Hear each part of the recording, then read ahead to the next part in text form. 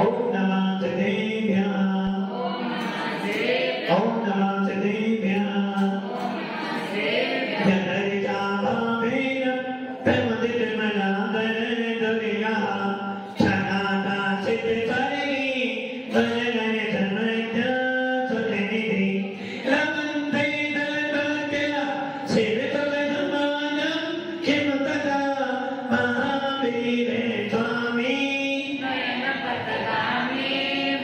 महावीरे स्वामी महावीरे स्वामी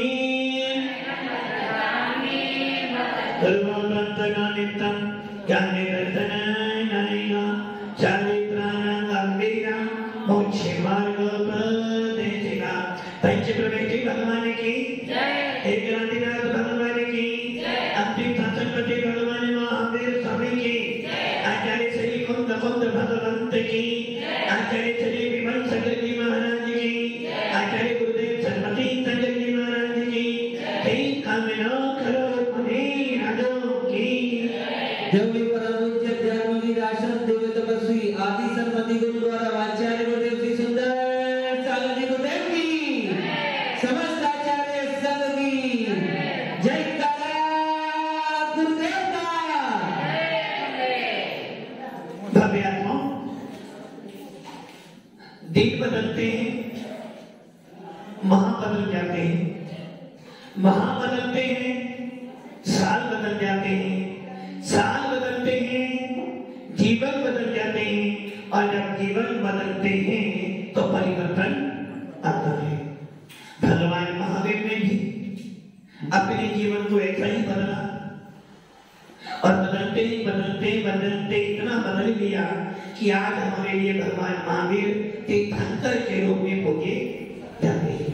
ऐसे भगवान महावीर जिनकी भीतरा तीसरा को सुनकर हम सब अपना मोक्ष मार्ग प्रशस्त कर रहे हैं, ऐसे भगवान की भीतरा वाणी सुनने को हमें मिल रही है, जिस वाणी को सुनकर हम अपना आत्मा का कल्याण करने का मार्ग प्रशस्त करते हैं।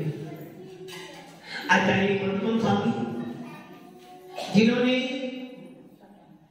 हम जैसे अज्ञानी जीवों के लिए, हम जैसे भक्ति जीवों के लिए, हम जैसे मनुष्यों के लिए 7 नीति बदली और हम ये भी जानते हैं संसार में यदि सुख होता तीर्थंकर को त्यागे, यदि संसार में सुख होता तो तीर्थंकर जो होते हैं जिनको तीर्थंकर प्रकृति का मन हो जाता है, जब वो गर्भ में आते हैं तो गर्भ में आने के 6 महीने पहले ही रत्नों की वृष्टि शुरू हो जाती है।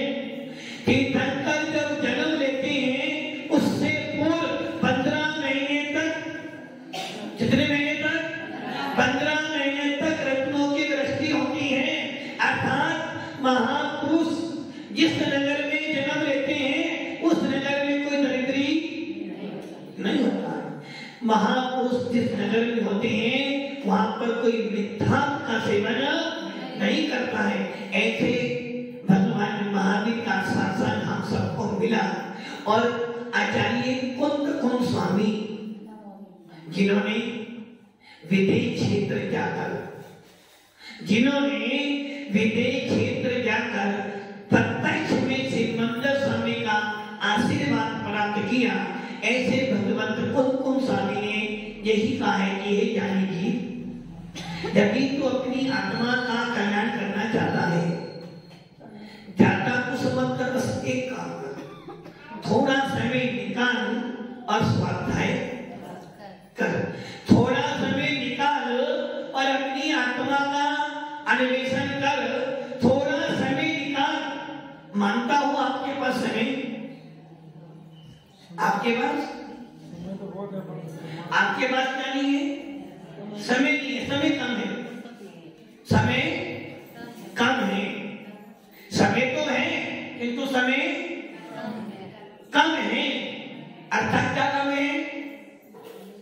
समय कम है। समय मतलब आत्मा। समय मैंने आत्मा, समय सार, समय मैंने आत्मा, आत्मा तो है किंतु कम है। अर्थात आत्मा तो है किंतु कम है। वो कम क्या है? क्योंकि आपको अपनी आत्मा का बोध नहीं है, आपको अपनी आत्मा में रुचि नहीं है। जिसको अपनी आत्मा में रुचि नहीं है, ऐसा अज्ञानी क्या करेगा? अज्ञानी कौन स्वामी ने नियम सार में उदाहरण दिया है। सवेरू पर्वत के नीचे बहुत सारा सोना पड़ा हुआ, 3 व्यक्ति गए। एक व्यक्ति वो था जो सोना जानता ही कि कैसा, एक व्यक्ति जानता तो है सोना है किंतु वो साथ नहीं कर, और एक व्यक्ति ऐसा है जो सोने को जानता भी है, देखता भी है, वो साथ भी करता और लेकर आ जाता है। मतलब आप उसमें से कौन से उसमें से आप देखने वाले हो या जानते नहीं हो वो वाले हो, आपको साथ करके लाने वाले हो, तो साथ करके लाने वाले हो ना। उसकी प्रकार कौन सा भी नियम सार में 3 प्रकार के जीव थे। एक अभव्य जीव था, वो जानता ही नहीं कि आत्मा क्या है। एक था भव्य जीव, जानता तो है, मानता ही नहीं, जानता है करूँगा बस, मरुआ मनुष्यामी ऐसी श्रुति, मरुआ ये भूल गया, करूँगा करिष्यामी थी, करना है। और एक समय देखिए था, उसने जाना सुना है, लक्ष्य जानता था, वो साथ किया और सोना लेकर। ऐसे भव्य आत्मा हम सब मुमुक्षु हैं। कौन है हम सब कौन है? मोक्ष के प्रेमी, मुमुक्षु हो, मोक्ष की इच्छा रखने वाले, वो मना कर रही है। मुमुक्षु हो, यदि मुमुक्षु हो तो आपकी पंक्ति क्या होनी चाहिए? अतने तो हित हे सुदे तो सक अकुलता बिने कहिए, अकुलता शिव माहिना काते शिव बने लाग्यो। यदि मुमुक्षु हो, यदि आत्मा की लगन लगी है, आत्मा की प्यास लगी है, यदि परमात्मा को जानना चाहते हो, अपने आप को खोजना चाहते हो, अपने आप को जानना चाहते हो, तो क्या करना? आकुलता तो आपको होती नहीं है। मंदिर में जाओ या ना जाओ, आकुलता ही नहीं आपको। और जहाँ आकुलता है वहाँ मोक्ष मार्ग, तो आपको तो आकुलता है। आदि महाराज जी नहीं भी है तो आकुलता क्यों? अभी तो बोला जहाँ आकुलता का मोक्ष मार्ग नहीं है। यदि बेटा एक दिन दुकान नहीं जाए तो आकुलता होती है, यदि पति देव एक दिन लेट आ जाए तो आकुलता होती है, यदि पोता एक दिन भोजन ना खाए तो आकुलता हो तो मार के। और यदि मंदिर में आ जाओ, महाराज जी नहीं मिले, दान नहीं दो तो आकुलता नहीं होती ना। महाराज जी आकुलता पूर्वक काम नहीं करना, महाराज जी ने तो बोला था कि आकुलता वाला काम, इसलिए महाराज हम मंदिर का बात है जब हमारे भाव अच्छे हो, आकुलता नहीं हो, किंतु घर में तो हर पल आकुलता, फिर भी घर में सारे काम। इसलिए आचार्य भगवान कहते हैं ये सत्य है कि आकुलता में धर्म, और आकुलता कैसी? जो आकुलता तुम्हारे सम्यक दर्शन का विनाश करे, ऐसी आकुलता नहीं करना। जो आकुलता तुम्हें निधान में ले जाए, ऐसी आकुलता नहीं करना। ऐसी कसाई नहीं करना जो तुम्हें संसार में, ऐसी आकुलता जरूर करना। कैसी? तुम्हें बिने में व्याकुल भयो, जैसे जल बिन मी, जल में जरा मेरी हरो करो ऐसा। मछली जल के बिना नहीं रह सकती, जल से बाहर निकालोगे तो मरेगी तड़पेगी, और जल मिल जाएगा तो आनंद से खेलती है। वैसे ही एक सच्चा सम्य दृष्टि जी, एक सच्चा भेद विज्ञानी, एक सच्चा मोक्षु सोचता है कि हे भगवान, बड़े पुण्य से जिनको मिला है, बड़े भाग्य से मुझे सच्चा शासन मिला है, और सौभाग्यशाली हो तो मुझे इस पंचम काल के अंदर भी मुद्रा देखने को मिलती है। यदि मैं एक दिन मंदिर नहीं जाता हूँ, यदि एक दिन पूजा नहीं करता हूँ, यदि एक दिन गुरुओं के पास में नहीं जाऊं, तो मछली जिस प्रकार बिना जल के नहीं रह जाती, तड़पती है, रहती है भगवान, तुम्हें देखे बिना मुझे भी आकुलता, ये आकुलता मोक्ष मार्ग पसंद करेगी, ये आकुलता भेद विज्ञान को प्राप्त कराएगी, ये आकुलता तुम्हारे कर्मों की निगरा। किंतु जिस आकुलता में अनंतानुबंधी का साय आता है, जिस आकुलता के अंदर तीर तीर तीर तीर कसाय का बंद हो जाए, समझना वो मेरा मोक्ष मार्ग नहीं है। इसलिए यहाँ लिखा है, आत्म में करो हिते हैं, सुख सो सुख आकुलता बिना। आत्मा का सुख किसे कहते हैं? सुख का है आत्मा में, और वो सुख कैसा है? आकुलता से। घर परिवार में, इंद्रियों में, विषय कसायों में जो सुख है वो आकुलता वाला है, और जो सुख आत्मा में है, जो सुख जिनेंद्रिय की पूजन में है, जो सुख स्वाध्याय करने में है, ये सुख आत्मीय सुख है। ऐसे आत्मीय सुख को प्राप्त करने के लिए ही हम सबको वीतराग शासन मिला है। जिन शासन मिला है, जिस शासन से पशु भी, जिस शासन से पशु भी तिर जाते हैं, जिस शासन से नारी भी तिर जाते हैं, संसार का कैसा भी प्राणी हो, दरिद्र से दरिद्र हो, वो भी तिर जाता है, मात्र जिन शासन से दिनेर भक्ति दिने दिने सदा में सो भवे भवे हे जिनेंद्र देव, भव में वीतराग शासन मिले। आंख खोलो तो वीतराग शासन मिले, और आंख बंद करो तो वीतराग शासन मिले। ऐसा है तुम्हारा धर्म, ऐसा है आत्मा का धर्म, ऐसा है जीव शासन का प्रभाव, कि जो एक बार मन वचन का ऐसे मान ले, पूरे विश्व में उसका कोई बार बाका नहीं कर सकता। राम और लक्ष्मण, राम और लक्ष्मण सर्वे दृष्टि जीत थे। एक बलभद्र का तो एक नारायण,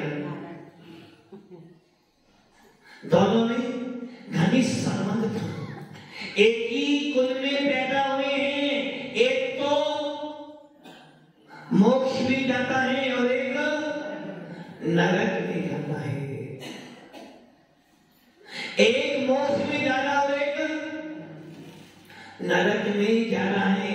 दोष किसका? पिता का, कुल का, जीव शासन का।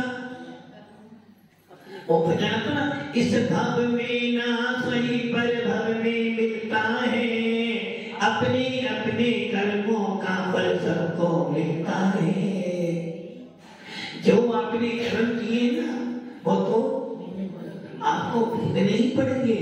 कोई पत्नी, कोई बच्चा, कोई महाराज, कोई तीर्थंकर साथ में आने वाला, किंतु इतना जरूर है, अभी मेरे अशुभ कर्म का उदय आया है। अति शुभ कर्मों के आने से संतों का समागम मिलता है, संतों की वाणी सुनने से दुख जन्म मरने का मिलता। अशुभ कर्म आ गया है, चिंता मत करो, मेरे पास चिंतामणि रतन बैठा है। अशुभ कर्म का असर हो गया, घबराओ मत, मेरे पास गिरवानी बैठी है। और अति अति अति पाप कर्म का उदय भी आ गया है, तो सोच लेना कोई बात नहीं, सौभाग्यशाली हो, मेरे पास तेरे अंसा दो विराजमान है। राहे सदा सत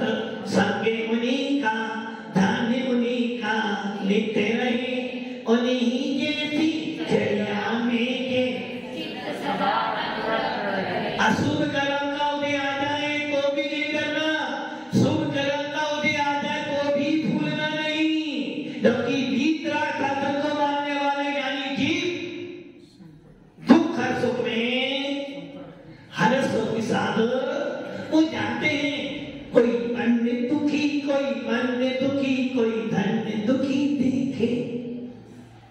संसार में कोई भी सुखी, अभी कोई सुखी है तो मात्र वही सुखी है जिन्होंने महाभक्तों को धारण किया है। पूरे विश्व के अंदर यदि सुखी कोई है, कोई बड़भागी है, कोई पुण्यशाली है, कोई है तो वो मात्र मात्र महाभक्ति दिगंबर। अरे भजन आता ना, मान गुरु का कहना, अरे मान गुरु का कहना, नहीं तो पछताएगा, माटी का पुतला माटी में मिल एवं व्यात्माओं बहुत अच्छा धर्म मिला है, जिन शासन मिला है, ऐसे जिन शासन को पाकर अपनी आत्मा का चिंतन करो, अपनी आत्मा के लिए पुरुषार्थ करो। भव भव में नहीं मिलने वाला, अब जो मिला है फिर ना मिलेगा, कभी नहीं, कभी नहीं, कभी नहीं। मनुष्य जन्म अनमोल रे, इसे मिट्टी में ना खोल रे, अब जो मिला है फिर ना मिलेगा, अभी नहीं, हमें मिलेगा। मनुष्य भाव मिल भी जाए, मनुष्य भाव मिल भी जाए कि तो जिन शासन मिलने वाला, और यदि एक बार मिथ्यात्व में चले गए, अनंत भाव, राम और लक्ष्मण, राम और लक्ष्मण, एक बलभद्र तो एक नारायण था। बलभद्र का नारायण के प्रति बहुत घनिष्ठ घनिष्ठ प्रेम होता है, और नारायण का बलभद्र के प्रति दोनों साथ साथ में रहते हैं। साथ साथ में रहने के बाद भी एक तो मोक्ष और स्वर्ग की यात्रा करता है, और एक नरकों में जाकर दुखित होगा। दोनों के दोनों भेद विज्ञानी हैं, दोनों के दोनों धर्म दिखती हैं। उसके बाद भी ऐसी परिणति बन जाती है तो इससे सिद्ध होता है कि मेरे कर्मों का फल बेटा होते अशोकी। आपने पुण्य किया, सबने खाया, सबने खाया। आपने 1 लाख रुपए कमाए, किसने खाए? सबने खाए। और आपको 1 लाख का लॉस हो गया, किसने खाया? पापा मना करा था ना, सुनते नहीं, अपनी अपनी चलाते बस। कितनी बात तुमने मना कहा था कि ये काम मत करो, मत करो, मत, फिर सुनते ही नहीं हो ना। और जब लॉस हुआ तो सुनाया, और जब लाभ हुआ तो पापा बहुत अच्छा किया। देखा ने कहा मेरे पुण्य में कोई भागी, मेरे लोस में कोई भागी। बस इतना होता है, जब मेरे पुण्य का उदय आता है तो शत्रु मित्र बन जाता है, और जब पाप कर्म का उदय आता है तो घर वाले ही शत्रु। तूने खूब दिया भगवान, तेरा बहुत बड़ा एहसान। तूने खूब दिया भगवान, तेरा बहुत बड़ा एहसान। हे भगवान, कौन सा भगवान? भगवान देते जैसा कर्म करेगा वैसा फल देगा भगवान। भगवान देता है, कर्म तो कुंजल है, भगवान देता है, भगवान देता है। तुम ना मानो, तुम्हारे मानने से एक साथ बिगड़ने वाला। भगवान की वाणी तुम्हारे बोलने से बिगड़ने वाली नहीं है। जिन शासन में यदि 1-2 पंडित, 1-2 साधु बिगड़ जाए तो मोक्ष मार्ग बिगड़ने वाला वो तो जैसा है वैसा ही। इसलिए हमारे यहाँ कहा गया है, गुणी जनों को देख ही दे में मेरे प्रेम कुंवर आवे। क्या है? गलत कहते हैं। गुणी जनों का देख दे में मेरे क्रोध कुंवर आवे। बने जहाँ तक उनकी निंदा करके ये तन सुख पावे। हर किसी को जिएंद्र तो अच्छे नहीं लगते, हर किसी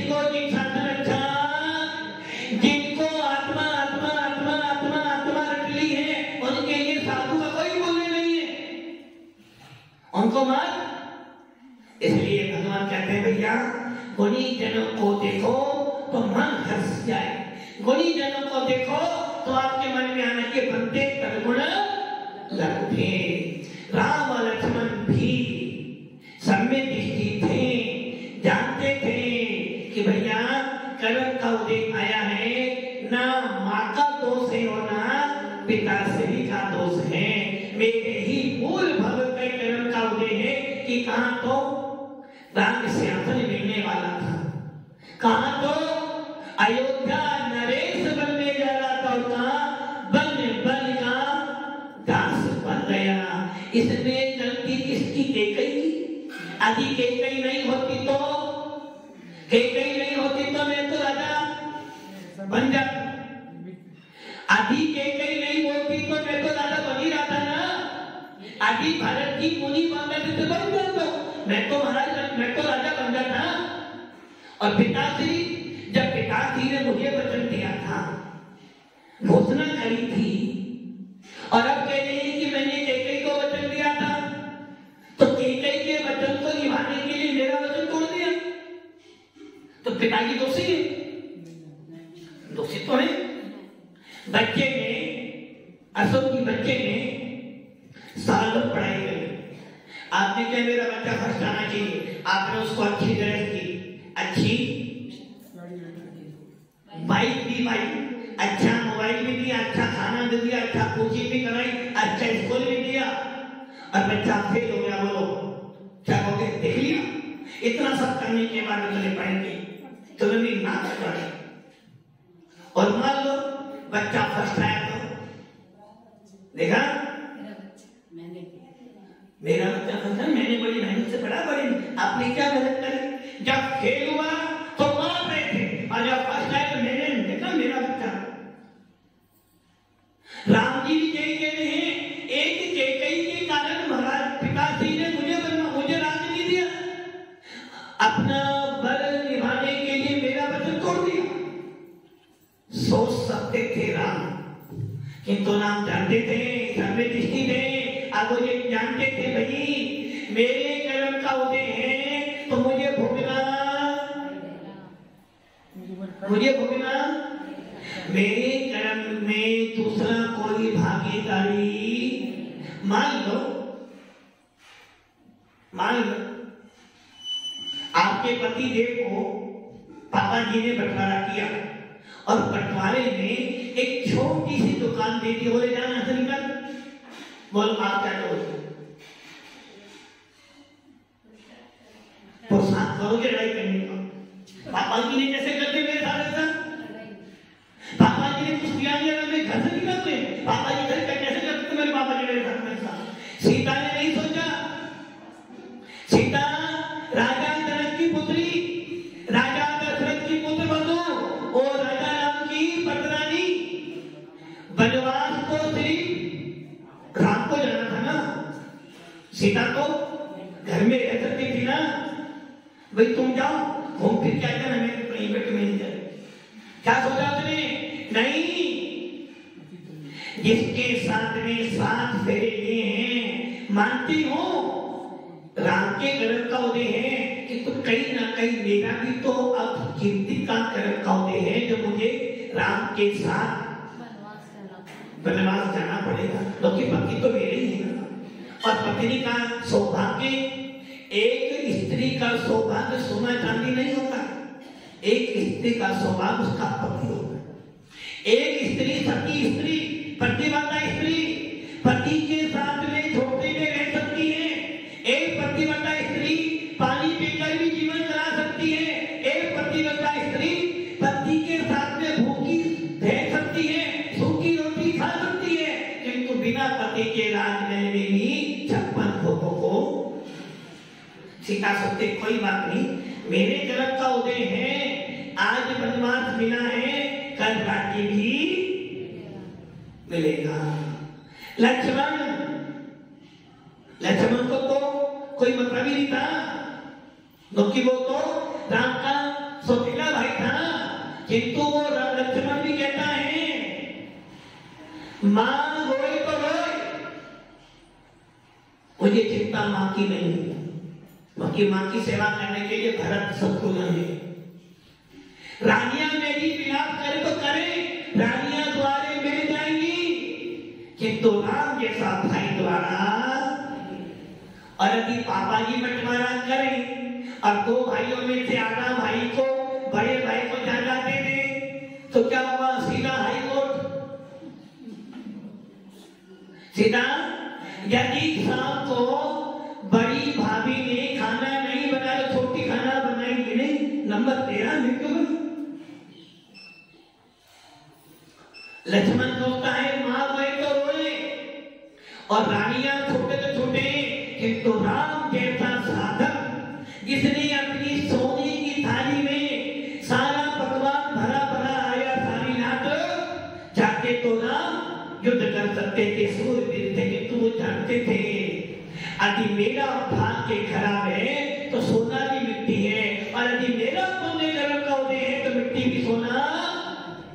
आचार्य समर्थवत स्वामी कहते हैं अपने रतन कवि साक्षाचार में, यदि तेरे को पापाश्रम का उदय है तो धन संचय मत कर, धन का संग्रह करेगा तो मिट्टी मिल जाएगा, और यदि तेरा पुण्य कर्म का उदय है तो धन को संचय मत कर, जहां जाएगा वहीं।